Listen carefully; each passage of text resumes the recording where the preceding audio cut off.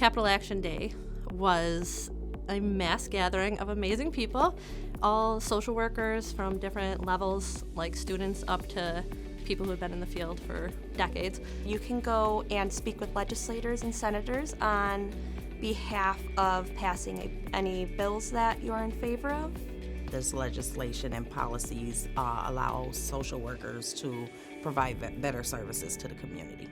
My professor, Dr. Fitzpatrick in the social work program, she had kind of mentioned it to us right before our winter break and to see if anybody would be interested. And it sounded great. I actually never really gave macro work a thought.